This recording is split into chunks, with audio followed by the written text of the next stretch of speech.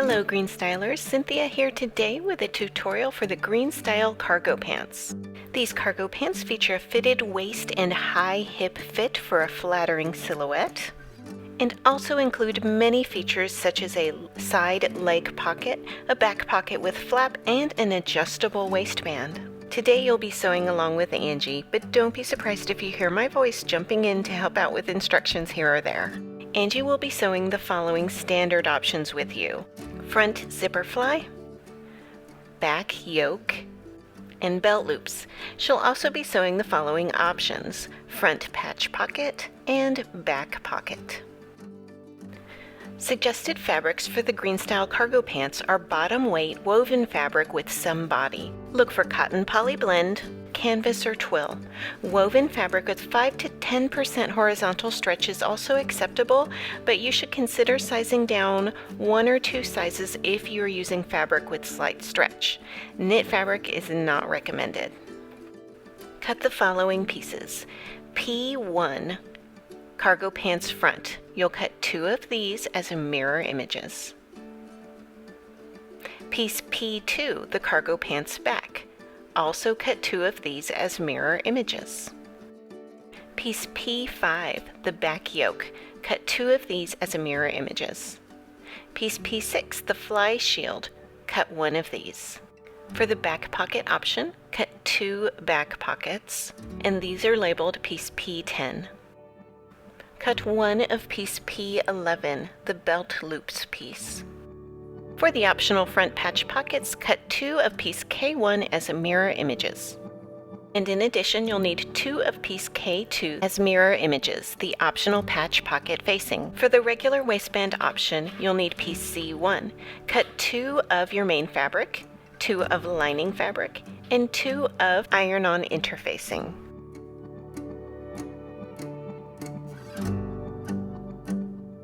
Use a zigzag stitch or serger to neaten the long angled edge of the optional patch pocket facing. Then, with right sides together, place the facing on the patch pocket along the angled edge. Pin or clip into place. Then stitch with a straight stitch and a 3/8 inch seam allowance. Now fold the facing all the way back to the wrong side and press the seam. Here's a little trick for top stitching when you'll be top stitching far away from the edge. Use your sewing gauge to determine exactly how far away that edge is. This edge is 1 inch away from the fold or finished edge. Now use that measurement to pin the facing down from the front.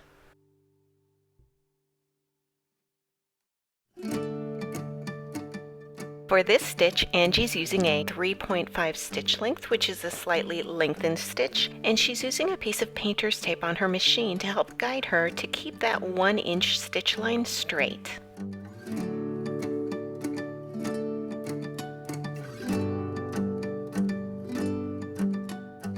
And repeat for the other pocket. It is optional to stitch a second row of stitching right along the edge here, but Angie's going to go ahead and do that stitch for some added finish. She'll stitch about 1/8 of an inch away from the edge. Fold the long and bottom edges to the wrong side, 3/8 of an inch, and press well. Now place the patch pockets onto the front, lining up the top and side edges. Pin both pockets into place and top stitch using a lengthened straight stitch. After you've stitched the straight edges, baste along that edge and that edge to help keep the pocket in place.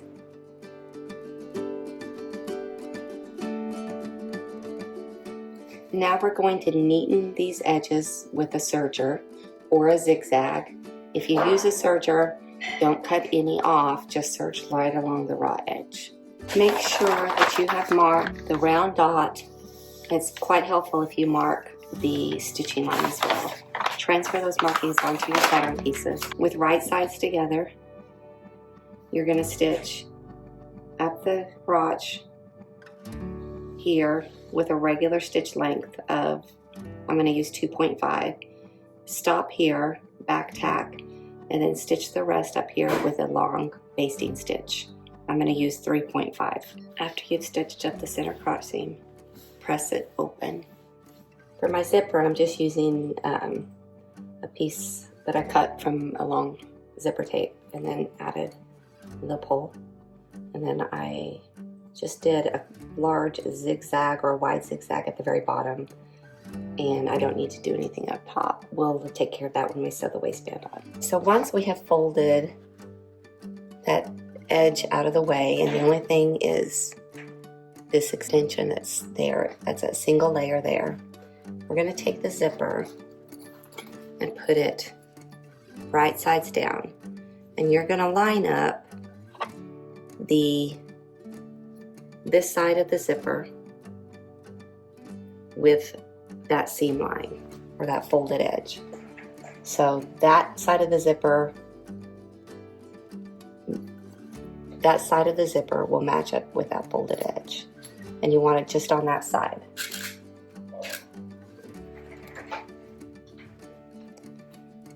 And then pin that in place. And before we stitch it, we're going to fold it back and check it just to make sure. So we're going to stitch it right along that edge and use a zipper foot on your sewing machine. That way when you fold it back to take a look at it, this part that extends past this seam line should be about 1/4 of an inch, which it is. Okay, after you've stitched along that line using your zipper foot, fold it back, and then we're going to top stitch right along that line of that folded edge. So you can see that top stitching line right along there. And this is the seam allowance. Now we're going to fold it out, lay it out flat, grab the extension piece and push the other side away, and we're going to stitch the other side of the zipper tape or the other piece along this edge with this fly extension. And so make sure that you've already folded the main piece out of the way, so you're only stitching the zipper tape to the fly extension. So go ahead and stitch that along that line. After you've stitched that line, open the piece, turn it around,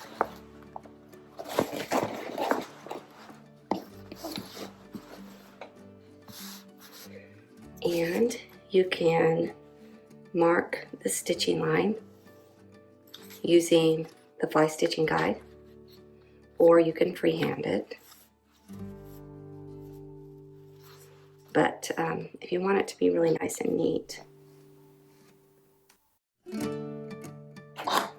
then we're going to stitch along that line, back tack, and give it a little zigzag right at the edge for a more professional look. With right sides together, fold the fly shield in half. Stitch along the bottom edge using a straight stitch, and then clip the corner at a 45-degree angle. Then turn right sides out. Use your tool of choice to poke out that corner to get a nice neat corner, being careful not to poke through the stitching. Give it a press, and then neaten the long raw edge using a serger or a zigzag stitch. Now we're going to pin the fly shield to this side of the zipper. When pinning, make sure you're pinning just through the zipper and the fly extension piece. Line up the edge of the fly shield so that it's just past the edge of the zipper and covers the zipper completely. Again, when you pin it, hold up that fly extension piece to make sure that you're only pinning through the fly shield, the zipper, and the fly extension piece. You do not want to pin through the front of the pants. Stitch into place using a straight stitch right along the edge of the fly shield. Bar tack in a couple of locations to hold the bottom of the fly shield in place. Create a bar tack using a zigzag stitch with a short stitch length. And we definitely recommend practicing with lengths and widths on a piece of scrap fabric to get the look that you want. Now we're going to come back around to the front and pick out those basting stitches. And here's how our functioning fly will look now with our fly shield in place.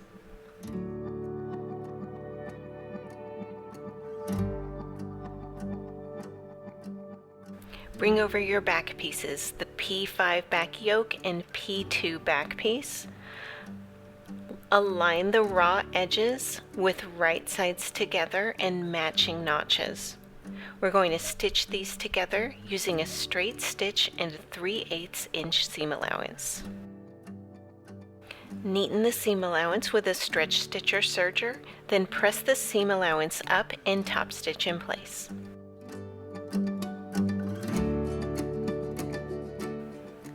Neaten the top edge of the back pocket with a serger or a zigzag stitch. Once the top edge is finished, fold the top edge down 1 1/4 inches toward the right side so right sides are together. Pin or clip into place and stitch these 2 short sides into place.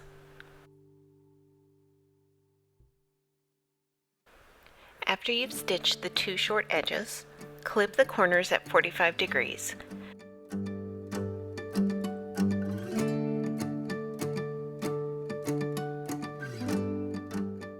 Then turn right sides out. Poke out the corners, being careful not to poke through your stitches.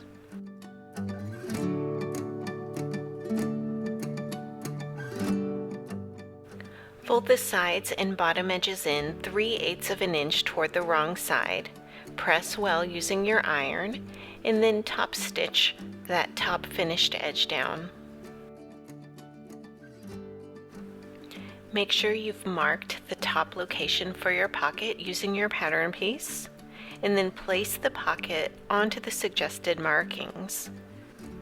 Check your placement using your pattern piece as a guide and adjust as necessary.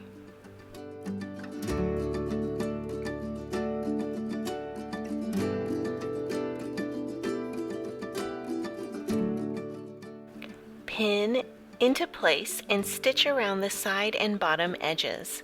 Stitch a small triangle at the top edge or a tack stitch to secure the pocket.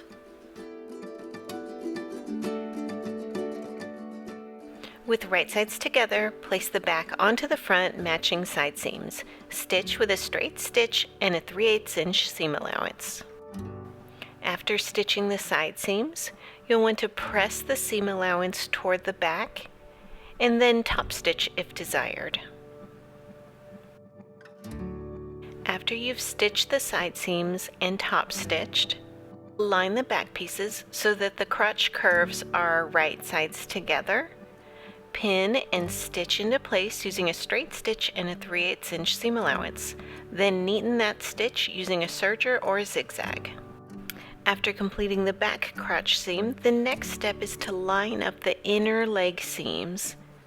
Pin and stitch from hemline to hemline and neaten the seam with a serger or a zigzag stitch.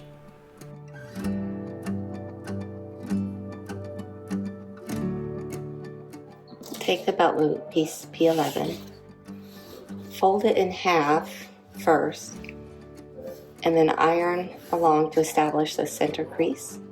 Open it back up, fold the 2 edges in towards that center crease and press, and then fold one more time in half and press again. And then we're going to stitch down each side of the belt loops with a long top stitch.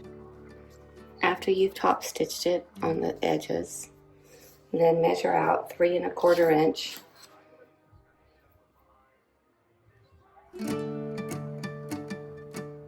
and cut 5 strips, 3 1/4 inch each long.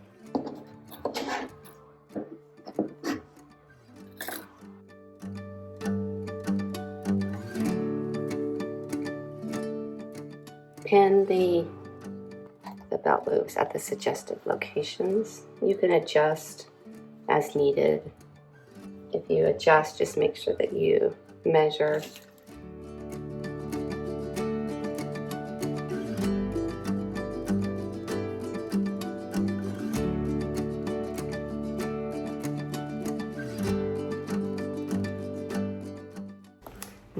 baste across the top of each of these 5 belt loops.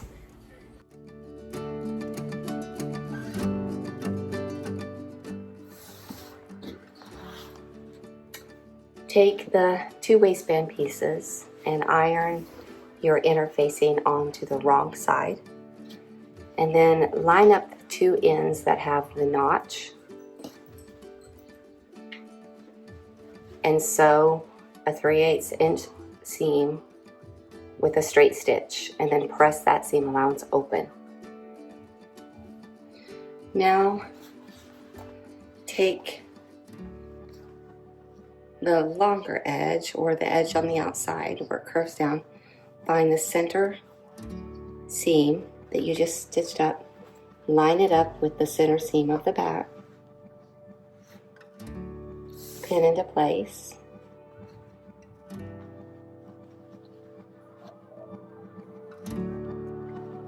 and then continue to pin all the way around until you get to the front. Continue to pin. Using lots of pins will help in this step, so don't be afraid to use a bunch of pins. As you come around to the front, on each side you're going to have some extend past that line, and that's okay. We'll end up cutting that off, so that's all right.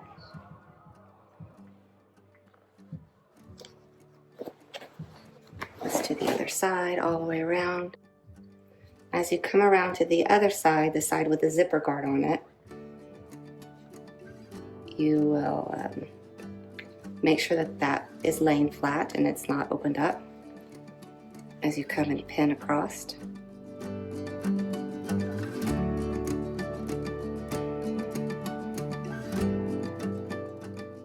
Once you've got that done, stitch all the way around. After you stitch the waistband on, zip it up and double check and make sure that that part of the seam matches with that part of the waistband seam.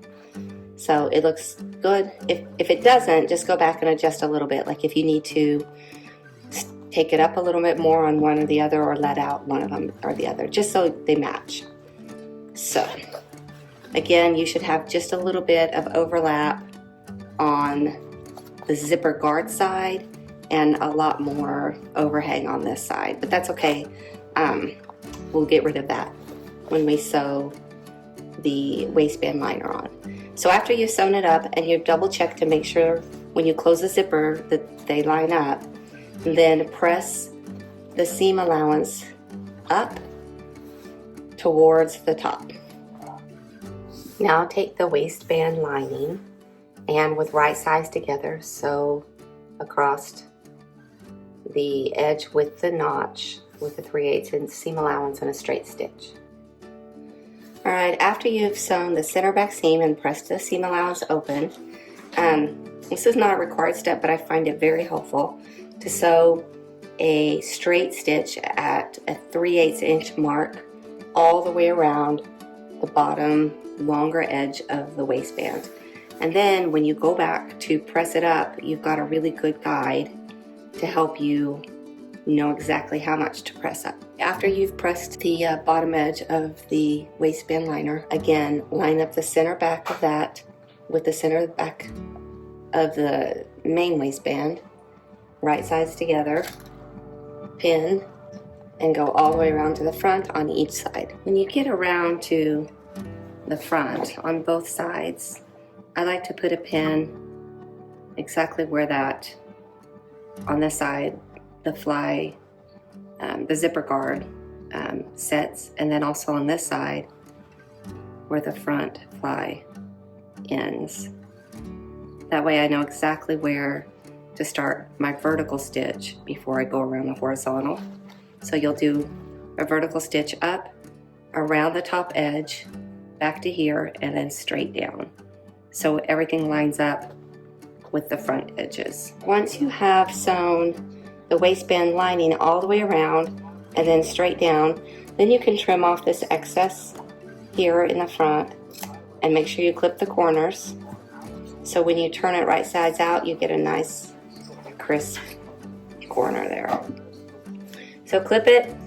Now you'll need to just turn the inner waistband to the back side and make sure you press it.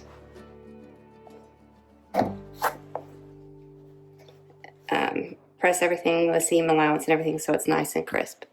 Now we're going to pin, and I'm going to hand sew or hand tack the inner waistband along this bottom edge, just with hand sewing. I feel like it just gives me a better control over the inside of it when I go in top stitch.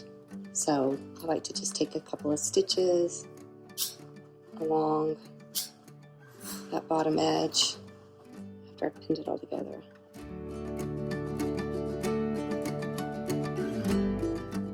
And just hand stitch if you want to and take the time to do it all the way in on the bottom side. After you've either pinned or hand stitched the waistband lining into place, go to the outside and top stitch all around the top, down the center front, and around the bottom edge of the waistband. After you have top stitched the waistband, come back to the belt loops, fold the top down about 1/8 of an inch, line it up at the top, and then very carefully stitched across the top edge, and repeat that for all of the belt loops. Alright, so after you've stitched down the top of the button or the belt loops, we will put a button and a buttonhole in the waistband, and then after that you hem the bottom of the pants by turning up 1/4 inch, pressing, and then turning up again another inch, and then stitching, and then pressing after you've stitched. And then you will have completed your Greenstyle cargo pants. What an amazing creation you've just completed. We can't wait to see your makes. Please be sure to use hashtag GSCargoPants while sharing across social media, and be sure to subscribe to this channel to capture all of Greenstyle sewing tutorials. Until next time, happy sewing from all of us at Greenstyle.